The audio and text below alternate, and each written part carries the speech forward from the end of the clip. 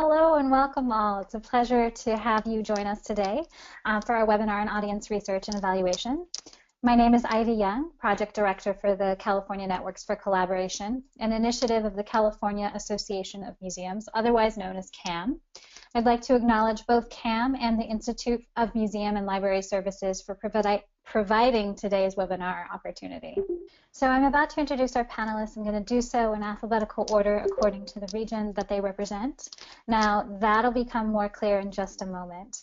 So joining us today from the Central Coast, we have Justin Canty. He is the Director of Education at the Santa Barbara Museum of Natural History. Welcome, Justin. He'll come right back. Hello, can everyone see me? Perfect. From Gold Country, we have Christopher Smith. He is the Associate Curator at the Sacramento History Alliance. Welcome, Christopher. Hi, everybody.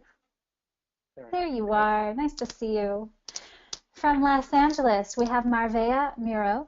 She's the Community Engagement Manager of the Education and Public Programs Department at the Los Angeles County Museum of Art. Welcome, Marvea.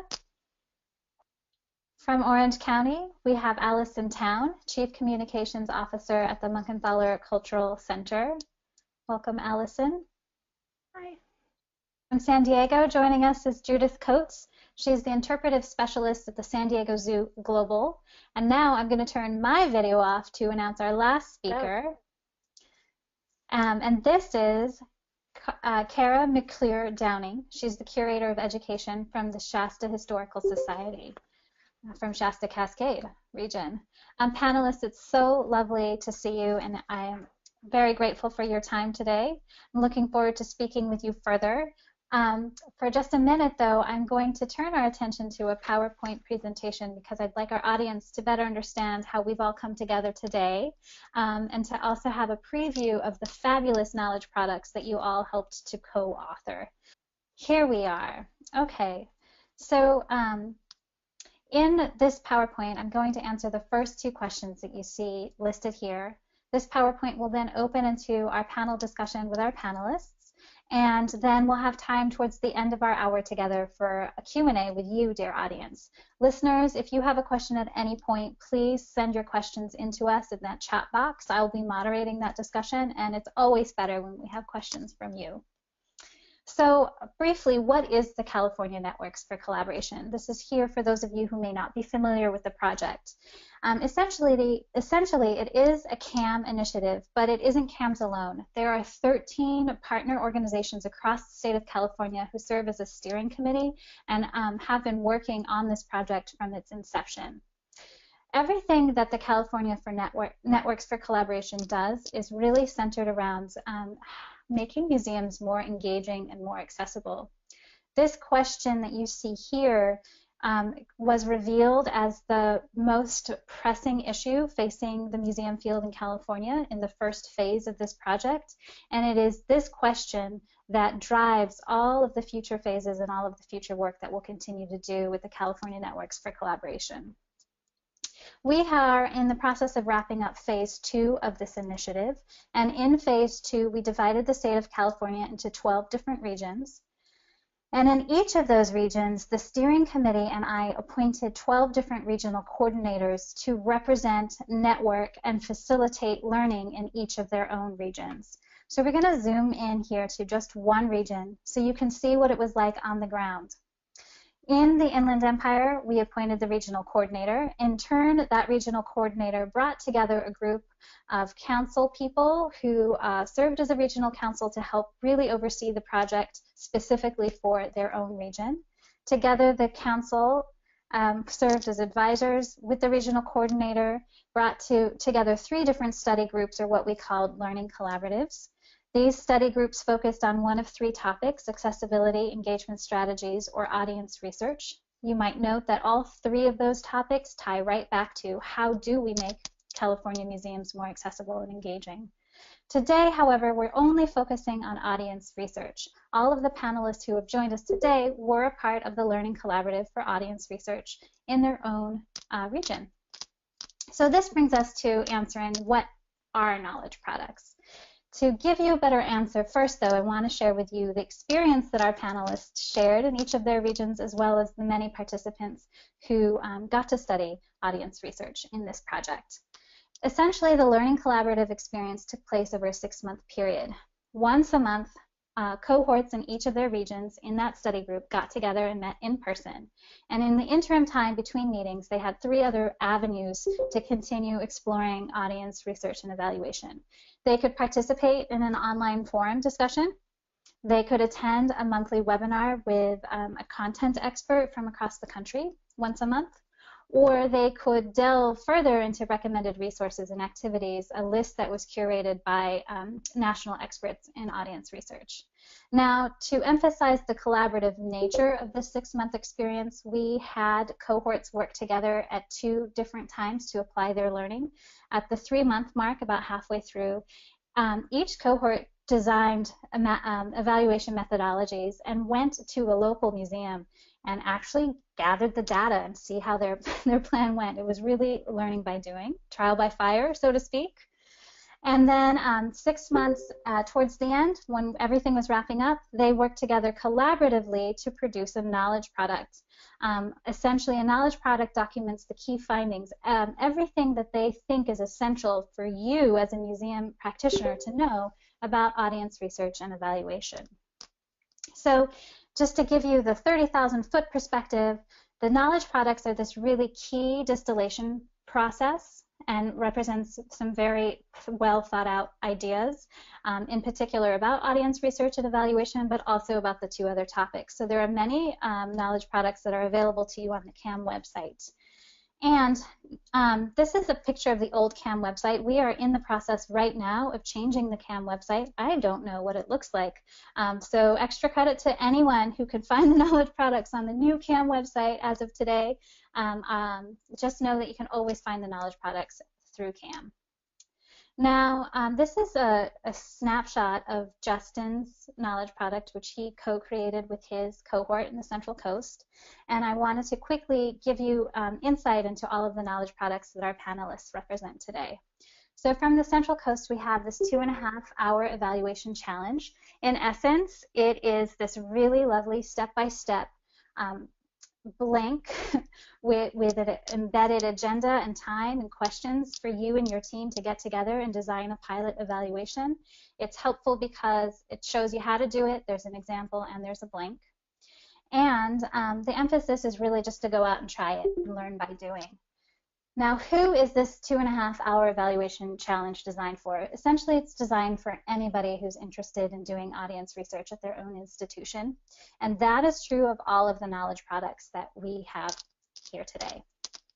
From Gold Country, we have a lovely case study. It's presented in the form of a PowerPoint presentation. This is the opening slide. The case study documents their efforts at creating an evaluation at the Art Arc at the Crocker Museum. This documents their learning process, key takeaways, recommended resources, and they also emphasize learning from our mistakes because without them we can't learn. Such wonderful leadership. Thank you, Gold Country. Thanks, Christopher. From Los Angeles, we have another case study. This one focuses on designing a survey. In particular, key points to know about designing a survey is that it's iterative. You'll go through many, many different drafts. And what's lovely about the Los Angeles case study is that you can see every draft that they co-created together and then why it changed over time. They also embed some really helpful tips for designing your own surveys. So very, very helpful case study here. From Orange County, we have a how-to toolkit. It's designed there's 2 entry points. There's the cover, which is this fun kind of visually attractive snapshot that you see here. This is just a part of the cover. You could learn everything you want to learn from the cover, or you can delve into it more deeply.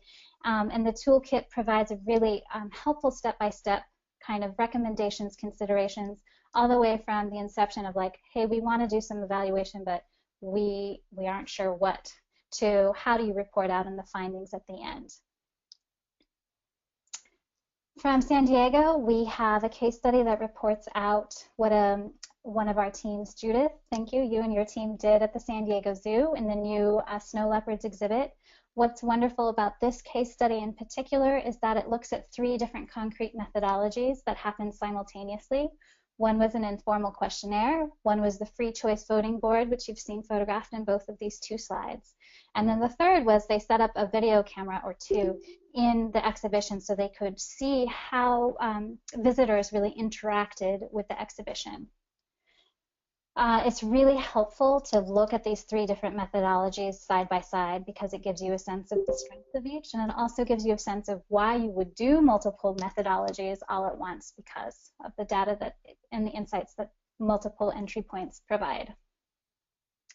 Finally, from Shasta Cascade, we have this really wonderful chart that guides you through the whole process of audience research. This is a one-pager. It's colorful, it's accessible, it's fun, and it really gives you some really poignant tips all along the way.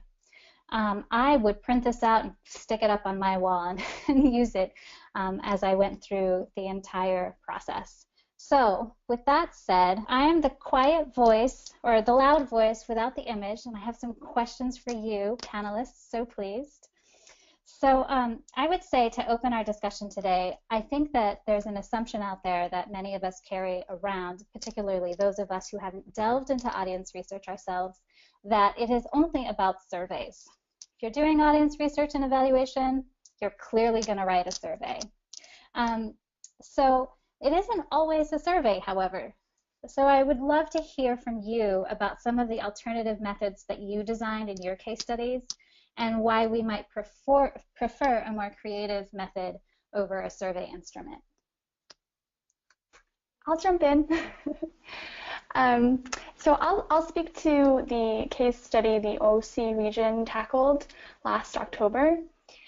We decided to go with an interactive voting station at the Discovery Science Center in Orange County. And we wanted to tackle this question, which was, why are visitors visiting the Discovery Science Center? So we decided to go with these fun plastic pumpkin pails to go with the October theme. And these acted as our voting boxes to appeal to the audience visually.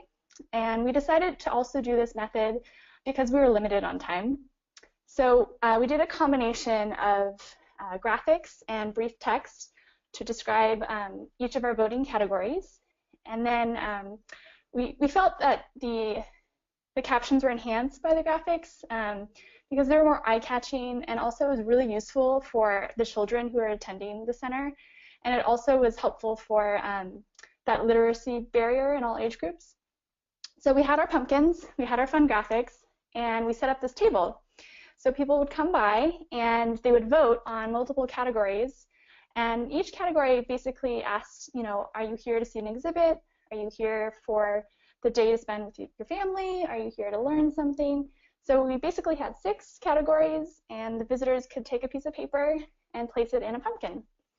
And I think it worked well. We had a couple of times where we had to reevaluate and actually physically move the table to gather more people.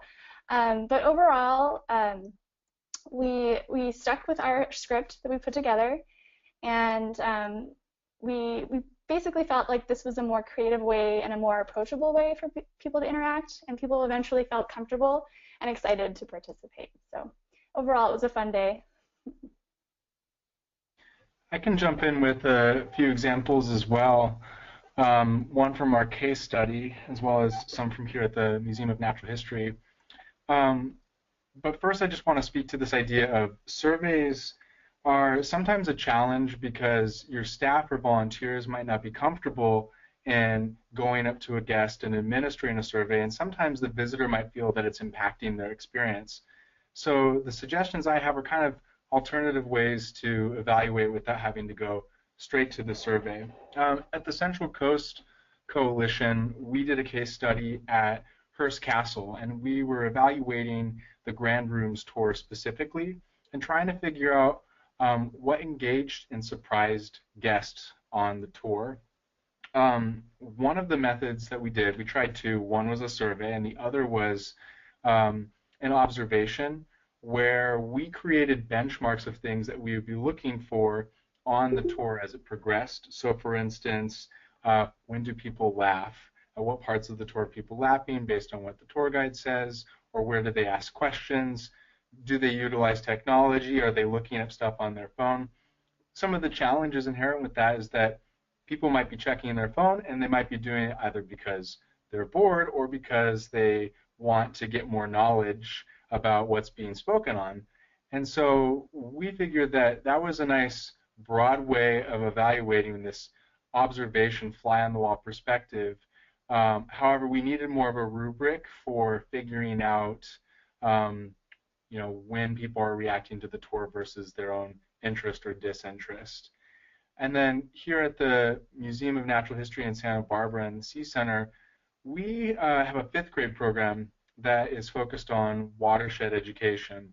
And one evaluation that we like to try is an in-class evaluation with students. So at the beginning of the class, we'll ask them, draw a watershed. Can you write a sentence and draw a picture of what a watershed is? And at the end of the class, they're asked to do the same thing after they've gone through the watershed and done water quality testing. At the beginning, it's often the case that students draw a building with water in it. And at the end, we find quite a few students draw mountains with a stream going down to a creek leading to the ocean. So that's a really neat way to evaluate not only what the students are getting out of it, but are we doing well in our objectives? And then the third example I'll quickly speak to is that we have a master planning process, so we're going to be doing some redesign on galleries. And we actually had staff go into the galleries with maps and record how long the stay time was at each exhibit and what was said at those exhibits. So we get a sense of what's really popular and what's not working as well. And all of those are really easy to do evaluations that take short periods of time to train in volunteers or staff, and they gave us a lot of insight and data. Justin and Allison, thank you so much for those examples. It's really fun when you start to think about creative ways to really engage with how to get this data. And all of your examples also articulate audience research that's also an engagement strategy. So beautiful, like feeding 2 birds with 1 hand there. And what was interesting about your examples too is that you naturally spoke about the case studies, which we had you all do in these learning collaboratives. And I know that I mentioned it was a trial by fire in a way, because everybody sat down and created a survey methodology and then a creative methodology. So I have a number of questions to pose to you panelists about that case study experience and the experience overall in designing and administering these types of studies. To start off, what front-end preparations or considerations do you recommend our museum colleagues take when they begin designing their own evaluation studies? I can go ahead and take that one. This is Judith Coates. I'm from San Diego, and we did our case study at the San Diego Zoo at a new exhibit called Asian Leopards. We had built new enclosures, and we wanted to see how our visitors reacted to the animals and also to the experience with the new enclosures. But I can't say enough about front-end preparations in that spend time on this. This is one of the most important things for your whole study. This sets your key question, this sets your scope, and as you're doing this, keep your end goals in mind. Don't just jump in and say, hey, we're going to do a survey, and then you get your data, and then it's like, oh, what do we do with it? So start with an end goal in mind. How are you going to use this data? What your key question, once you get it answered one way or the other, which direction are you going to go?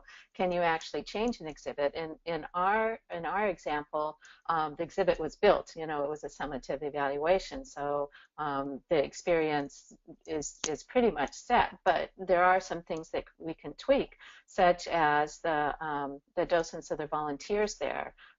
We found that, well, let me backtrack a little bit. Our key question was, does immersive exhibit design give visitors the experience of being close to animals. So our new design was the mesh netting, and the cats had a catwalk across the walkway, so the guests would actually walk underneath the cats. And in the exhibits were very natural type of you know, foliage and trees, and then the bedrooms had windows so you could peek into their bedrooms. And when the cats were up and awake, people felt very immersed in the experience.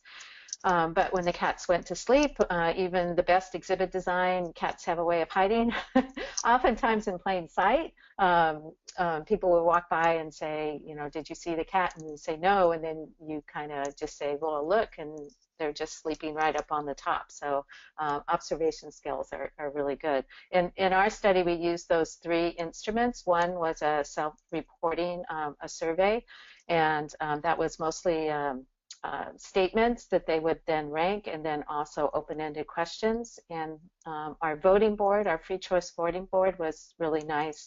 It just had one central question: how close did you feel to a leopard today? And then it had 5 different levels, you know, from very close to not close at all. And we used cups and beans for them to vote. And any ages can vote, any families could vote, you know, small kids, big kids, and we just counted the beans at the end of the cup. So the day that we did the survey, it was very hot. So the first couple hours, the cats were out. The last couple hours, the cats were not out. So, but there were enough interactives for them to still feel immersed in the exhibit. So going back, front-end preparations, keep your end in mind. I did find a couple of the resources in our collaborative very helpful. And Ivy, I don't know if our listeners have access to it, but one was the evaluation toolkit for museum practitioners, and they have a whole list, a checklist, which is very nice. And then one of the handouts that we had from our coordinator had a list of 6 questions, and the questions were, you know, why is this important? Who are your stakeholders? What questions do you want to answer? What kind of evidence would we accept as far as answering the questions? And then what might the experience be like for your audience to answer this question? So that gets into surveys or open-ended questions, or even the video that we did. Thank you so much, Judith. It would be really fabulous if you could type up those titles of the 2 resources you just listed into the chat box to everyone so that they can find those. And you mentioned that it's really important to spend time on the front end preparing, and also to keep your goals in mind, So my follow-up question then is, well, how do you even determine what you want to know? How do you determine what, is it always what those goals are? Where are those goals? I'll answer that. So obviously that depends on the organization. If you want to improve or learn of an existing program, to know if it's still relevant or not. For the example of the USC Pacific Asia Museum, our attendance was low, and so what we wanted to do is to understand why we weren't attracting audiences, and what we can do to have them come or even return. Our first draft that you'll see in our knowledge product, we started off with 2 questions, or 2 lists. The first one was, what were the expectations prior to arriving to the museum, and then the other part was, what was their experience after visiting the museum. And for one thing is that we needed to, and the final draft maintained the before and after experience question, but then in the end we realized that in addition would have been most helpful with the questionnaire would be to follow up with questions such as how and why. because by just checking off of, yes, they expect to see this, or they expected to see more contemporary art, have a cafe, or did they learn, was this exhibition educational, it would have been much more helpful to also follow up with questions of how or why. And so that's something that we eventually, for future surveys, we were able to learn more and incorporate. But we start off with the big issue, and then we narrowed it down to smaller issues and more focused questions. Nevaeh, thank you so much. It really sounds like you went out there and you tried, and then you realized that the data you were getting actually raised more questions, right? You had to open back up, and that helped you refocus, which is a really wonderful transition actually for the next question that I have, which is, what do you do when you realize that the data that you're getting isn't really answering the question that you set out to answer? And so you spoke to that a little bit, and I'm sure that that happens pretty frequently. So I'm curious to hear from others about their experience with that. Yes, I can answer that one. We went into ours at Turtle Bay with the question of why they picked Turtle Bay over other outdoor activities that we have available in Reading. And instead we got answers as to what they liked about Turtle Bay, which does and doesn't answer the question. So the original, what we went back to was, okay, did we vet the question properly? We asked a lot of people, could we have asked more to clarify it? And the problem comes down to, are you getting what you wanted or what you expected, or are you getting an answer you just didn't want? We wanted that answer, but not really. So it's going back to the beginning and taking it as a trial run, being where you've got to be flexible with it and being okay with kind of starting over and considering that your vetting of your question if you need to. What you can do if you're doing an oral survey is change your question up a little bit and clarify it. Just make sure you note when you change your question and exactly the wording that you change it to, so that you aren't asking a different question to each person, because that'll just mess up all your data. And one thing we found you do need to keep in mind if you're doing an oral survey is don't carry a clipboard. People ran away from us if you carry a clipboard. If you were just wandering around, there was a bunch of people there. As soon as you picked up a clipboard, staff, the guests, all of a sudden the place was very empty. So it's little things like that you kind of need to keep in mind. Tara, so much learning by doing. That clipboard insight, so helpful. Okay. My next question then really focuses on, are evaluation efforts ever an outright failure? And what mistakes do you feel comfortable sharing? What did they help you to learn about evaluation efforts overall? So I actually have a good story to tell everyone, because as it's listed in our knowledge product case study, our evaluation was kind of a failure. So we looked at the art arc at the Crocker Art Museum, which is kind of like a double wide trailer that goes around to different school sites, and it has an exhibit in it, and they do school groups, public programs, and things like that. We attempted to look at the overall success of the art arc in reaching its goals to increase knowledge and understanding and appreciation of color in art and nature, which is kind of what the exhibit focused on. So we developed a kind of method for the educators to survey the children and the students before and after the program, and we had kind of hypothesized that there would be more participation and more evidence of understanding after the program than beforehand. Unfortunately, that didn't really happen.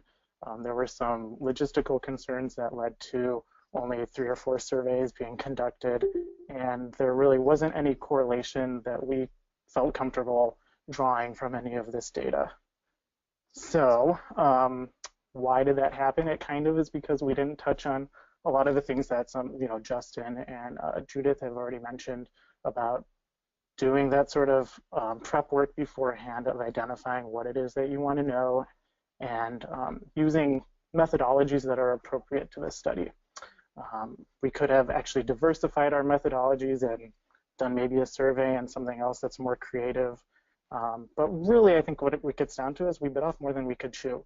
We didn't really look at one discrete thing that we could actually measure. We looked at this whole big question that really wasn't appropriate for the time that we had to give to this evaluation.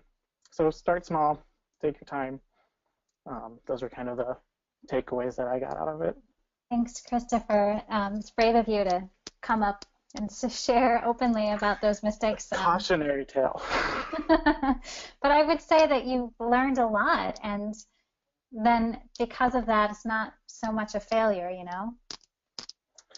Yeah, it wasn't. I think that it really did hit on a lot of the lessons that we were learning in the readings and that we were learning from my colleagues here today, but that plan it out ahead of time and use appropriate methodologies, which you can kind of see what happens when you don't do that is you just get useless information, which is okay. Iteration. Think about yes. your audience. Think about your audience. Think about who's taking it, right? So many of the tools and tips that you and our colleagues across the state have related about evaluation is that it doesn't have to be a daunting process. So Christopher, you said, well, we bit off more than we could chew. So it sounds to me like maybe it became daunting. But there's an important takeaway to stress there is that you can do evaluation so that it isn't daunting. And so I'm curious to learn from you, panel, what are your tips and what advice do you have for not making evaluation daunting? How do you keep it simple? I think that step one is letting your staff know that it's not a judgment on them or their ability to do the job. You're simply looking at a program, an exhibit, whatever it is that you're evaluating, and you're actually finding out what's successful, who your audience is, what could need improvement, are you meeting your goals. It's all about growing the program or exhibit versus a judgment on them. And I think if you make that clear in the beginning, that everything is a work in progress and that it's not going to necessarily reflect on them, then that makes it a little less daunting. I think it's also really important when you have a program or an exhibit you want to evaluate is to start simple. Start with a simple question that can be answered through your observations or through your questions, however you choose to go about it. And that simple question should correlate to what outcome you want the exhibit or program to have in the first place. I'd like to say just something very quickly for the staff as well. I definitely agree with what Justin says. Start with one simple question, and for the visitor is by making the survey very simple and approachable. And I'll just repeat something that Lori Jacobson, who spoke in the past webinar, is you can start off by if you do approach the visitor by saying, would you help us improve the program with a 30-second survey?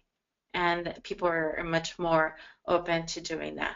I noticed for us, because we did start implementing some audience research after this happened, we started very simple and very small to introduce our audience to it as well. And it was just walking by a table at a program, and we just wanted to know if they were a member or not. And they put a paperclip in a jar. And then the next one we did, we asked a couple of questions on a little survey card. And so we've just been building up from that. So it's easy for the staff and it's easy for our audience to get used to. Yeah, we piloted with the education staff mini evaluations. So we utilized that Central Coast Knowledge product with different departments and just did that as a pilot so that people could kind of test the waters of evaluation. I think it's really important for people to try the practice before they jump into the true bona fide evaluation that they want to do for a program or exhibit that's long-term. So I always try to wait just a little bit in case people are maneuvering with the unmuting of the microphones. Sorry for that awkwardness. I see Christopher's having some connection issues, but he'll come right back. So I heard some really great tips there. Evaluation is not to judge how good we are at our jobs. It's about learning our audiences and learning how to do what we do better. Really playing with it and getting comfortable with doing it. Being transparent when you're approaching your visitors. Some really incredible tips there.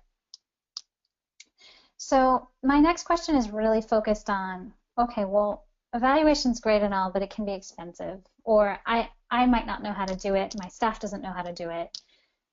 You know, what advice do you have for smaller organizations that have very small operating budgets, or an all-volunteer staff, or staff that may not necessarily have this training?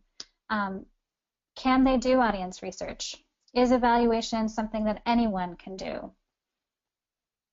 I'll take this one. So I would start off by saying to keep in mind that design plays a really important role in communication. So if you are going to go ahead and plan out a survey or a visual, a voting booth or any other method, keep that in mind. Keep it simple, keep it clear. Other techniques that are free, you know, verbal feedback, like we mentioned before, doing observing techniques.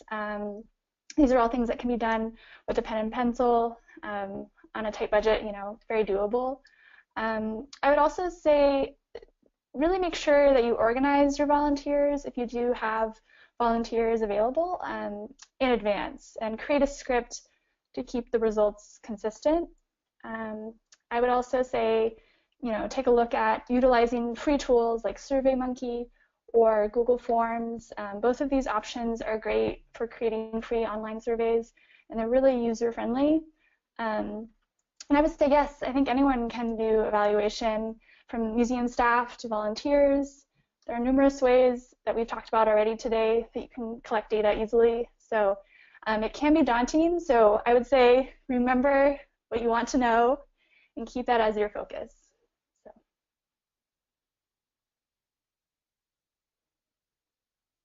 I'll add a few other comments.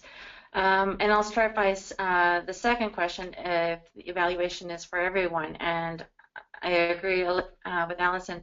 If the organization seeks to stay relevant or improve on the program, or if the organization is planning to take on a new program, an evaluation should be conducted. And you can start by identifying existing resources and the team who would be participating in the survey, and include all of those who would benefit from the data collected from the beginning.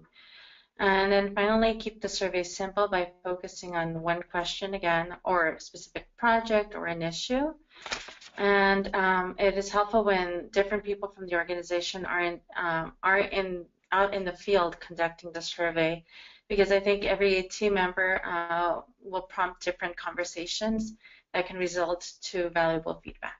One way to do it inexpensively that we're going to be trying out here in just a couple of weeks is a Post-it wall. It's just one question, so it's very simple, and you put it up on your wall in the building somewhere, and you supply Post-its. You can get a 4-pack at the dollar store. It doesn't take staff time to really sit there and watch it. It does take staff time to collect and analyze it later, but it is a way to do it that's fun, that's easy, can be very colorful, and is kind of on the cheap. I think also thinking about simple incentives that you can provide your guest for doing an evaluation can be effective. It can make it so your numbers go up and getting that feedback. For example, in our butterfly pavilion, for guests that filled out a very brief questionnaire, they received a packet of native plants so that they could grow their own butterfly garden. So we got a lot of surveys because people wanted these seed packets. I wish you could see the huge smile in my face with like imagining that I could have those seed packets too. Again, you know, really thinking about your visitor. Marvea, you said something really key about, yes, evaluation is for everyone if you're really concerned with staying relevant. So that's helpful. And I'm going to do a quick evaluation with you because I can see you, panelists. Thumbs up if you agree, like totally anyone can learn how to do it. We can go out and do it. Thumbs in the middle if you're like, I don't know. Thumbs down if like, no way. Sometimes you need to totally bring in those evaluation experts. Ready, go. Nice. 100% response rate. Thank you. So I also really heard this great takeaway, and I think, Marvea, you may have said this too, about how important it is to have many staff on the grounds, seeing what's happening, seeing how visitors are interacting in the space, gathering that data, and how important it is to have the staff whose data affects them on the evaluation team. So really nice. And does anyone have anything else they'd like to add for small museums in particular?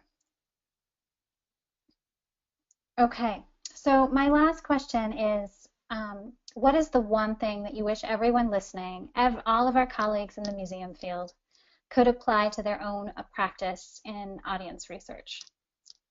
What is that one gem that you would bestow upon them? I guess I'll go. I would say make sure you do a follow-up to discuss what worked and what did not work. Pretty simple.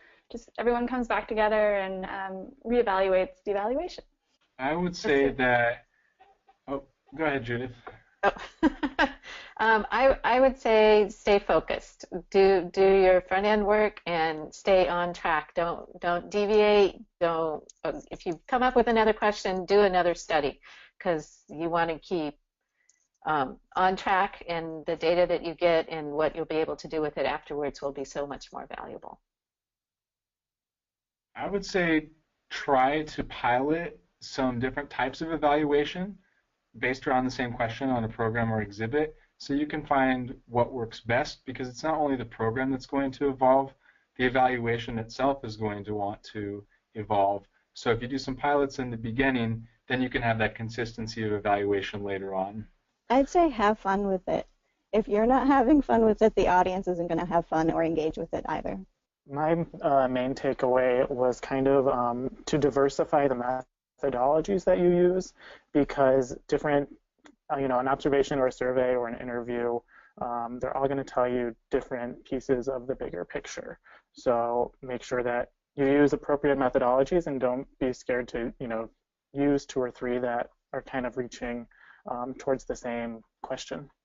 I think it's what everyone has said, flexibility, approaching it with an open mind, and also be open to the visitors' feedback. I mean, it can stray to something else, but that for our team, we learned additional things that helped us identify other issues that we weren't aware of. Beautiful. So thank you so much. I'm having fun. The importance of having fun. I'm totally having fun. Listeners out there, I hope you're having fun. Please let us have more fun. Send in your questions. We want to answer them. I have plenty of questions in my pocket. Bruce Morden, he writes, where can I find the recordings of these webinars so that I can share with other museum staff and volunteers? Okay, that's a question for us at CAM. Sorry, panelists. Bruce, thank you for that compliment. We are working on that right now. We are recording all 3 webinars for our archives at CAM, and we'll choose one of the 3 webinars to keep and share with CAM members. So we'll get back to you with that, most likely through CAM e-News. Okay, keep the questions coming. In the meantime, I have a question for you, panelists. This is an interesting kind of there's this importance of being flexible and being responsive and learning about your evaluation methodology on the floors and accommodating, right? You've learned that the semantics that you're using don't really work, so you have to ask the question a different way.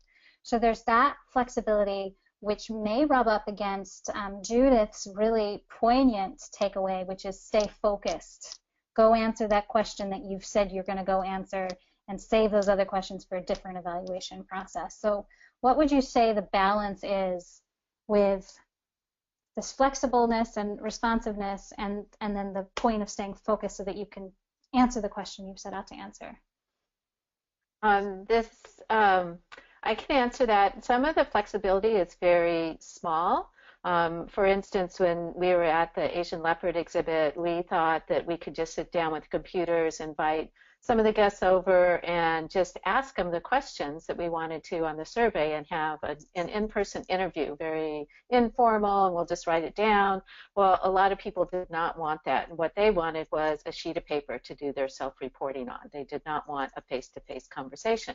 So half an hour into the day, I ran up to the photocopier, photocopied like 20 sheets, and brought them back down, and we were able to still complete the study and still get our sample size of 50, which was our target, but some of them were on paper and some of them were face-to-face. So that's just a little tweak in flexibility. I'd say you want to make sure you're not changing the question, just clarifying it. So you're not going after a different question or different set of knowledge. You're trying to make sure that you're asking the question in a way that gets the correct answers, or the answers you want to know. Anyone else? It's a hard question to some extent. We have a comment here from Bethany Burke, which I will read, and then there's a question following hers. She writes, just have a comment. One thing we do is we have an Excel spreadsheet that our front desk team, sorry, it jumped away from me, that our front desk team enters comments in daily with what they hear from visitors. They collect everything from great exhibition to the bathroom needs attention. Over time, we start to see trends and are able to make changes based on the comments that are collected. What a wonderful suggestion, and share out, Bethany. It's a great way, it's an informal way to collect that audience research and keep our ears to the ground.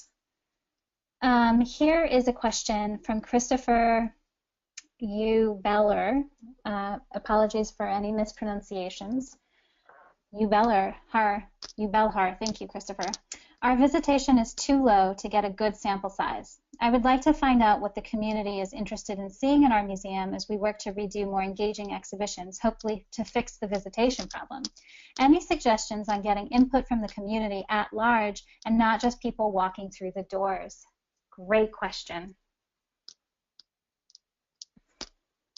I can answer that. In my new role here, I'm the community engagement manager, and not unfortunately, but you do have to do that additional legwork and go out to the community and ask those questions. You can start by contacting your local service organizations, or even local restaurants, and getting feedback from them. But it really does take that extra legwork to go out there and have those questions. Where with LACMA, we're doing programs off-site, and we are doing program evaluations, but in addition to that program evaluation, we're also asking questions if they're familiar with the Los Angeles County Museum, and also whether they're familiar with LACMA, our logo. And again, it's about going out there and getting that information.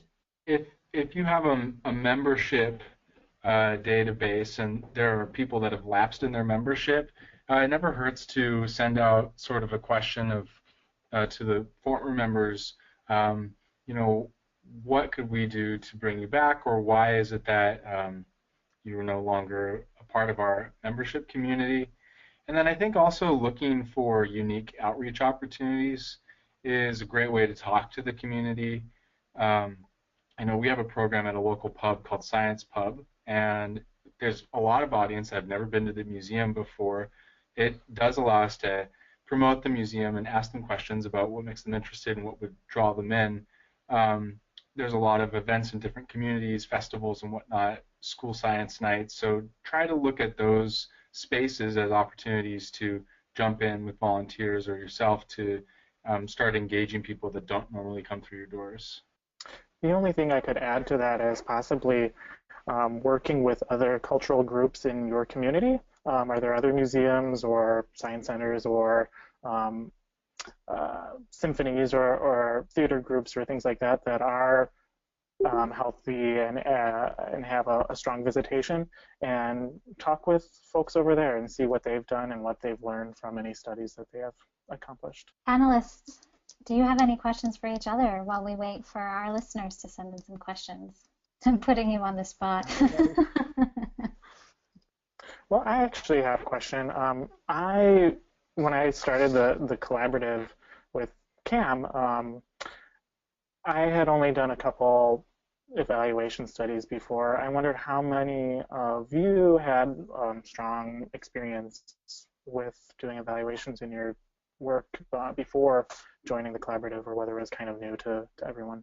It's definitely new to me. I hadn't done any at all, and there was no history of doing them at our organization before it. But that has definitely changed. It's great. And Christopher, I had helped a little bit with studies, but I have never really started at the very beginning and carried all the way through. But since taking a collaborative last year, I've been involved in 2 additional evaluations, one a formative and one a summative. So I feel stronger. I know what I'm doing. So I've been able to take more of a lead role. So I think what we learned in the collaborative was really valuable. The same here. I didn't have any experience in the past, but and the Pacific Asia Museum had conducted a few surveys, but nothing was really done with the data. So when I joined the Pacific Asia Museum, so that was the impetus for participating. And based on the results from our collaborative, I'm using the similar style of the survey to our surveys now here at LACMA with our programs. I can speak to an interesting experience. Another organization that I worked at was the Cal Academy in San Francisco, and our whole teen programs department had a full-scale evaluation done externally. So people from Lawrence Hall of Science came in and did observations at different programming times. They had one-on-one interview questions with the teen, some of the select teens that participated. They had questions with the managers. It was at least an interesting perspective to see how an external organization goes into evaluating another organization and what sorts of things that they ask and question. And I like some of the practices that they had, and try to apply that back here at the Santa Barbara Museum of Natural History. Thank you for that question, Christopher. What remarkable insights you've shared with us. It just shows so much that you can grow your confidence and you can feel comfortable just by doing it. And I know that the Learning Collaborative really emphasized go out there, go do it. So huge props to you, panelists from across the state who are embarking and making our museums more engaging and accessible, and doing it with data, doing it with proof, doing it with audience input. You are an inspiration certainly to me, and I hope to many of the people who will have listened today and will get to listen in the future. It's been a pleasure really to reflect with you. I am going to thank you so much for your time today, and I'm going to turn our attention to Emily now. We can all wave goodbye to each other. And Emily has a few last words for us all.